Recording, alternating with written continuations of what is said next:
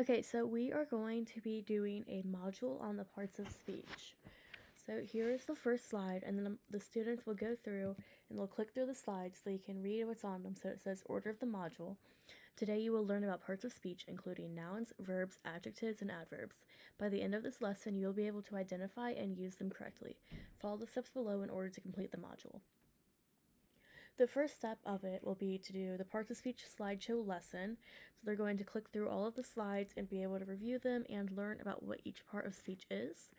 So they are going to go over to that slideshow, which is here, which I've already done a video on, but basically it's parts of speech.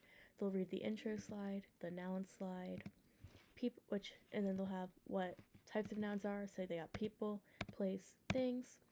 Then they've got a verb slide, types of verbs, action verbs. Then they've got adverbs, which is another type of verb, and then adjectives, and then descriptive adjectives, proper adjectives.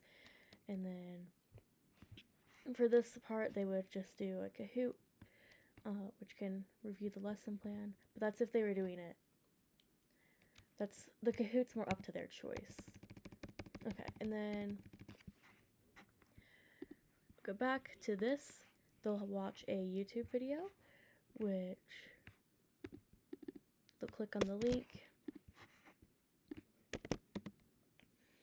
and it is just a short YouTube video where it goes over each part of speech and has some fun cartoons to help them learn about what the parts of speech are.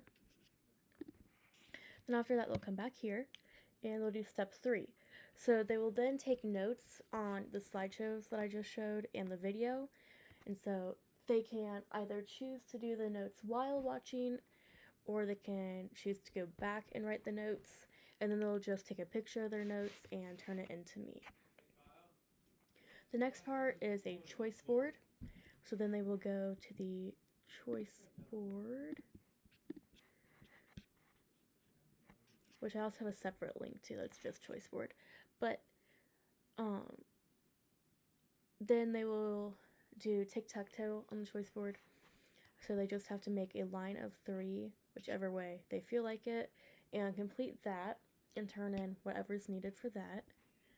Then they'll go back here, and that's when they will do the exit ticket and study guide. So first they are going to do the study guide. So they will again, here we go.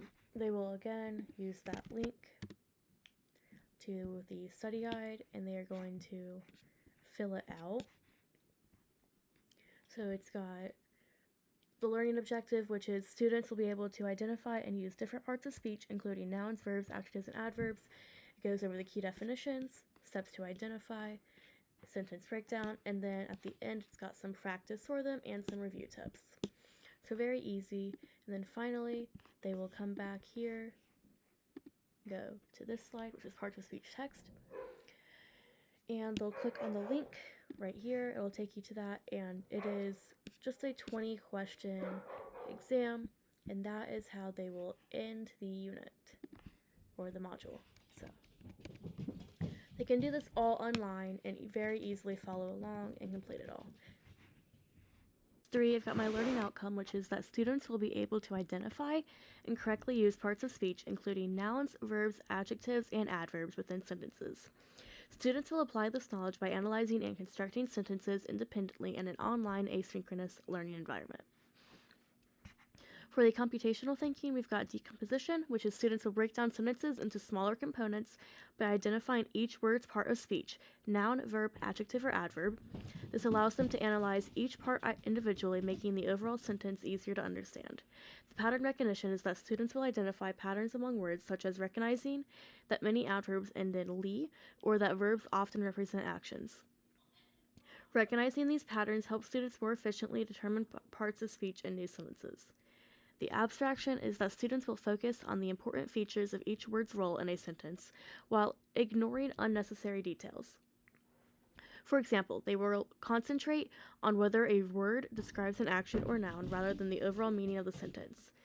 Algorithmic thinking. Students will follow a step-by-step process to identify parts of speech, such as first locating the noun and then the verb, and finally identifying any describing words. This structured approach helps students consistently and accurately analyze sentences.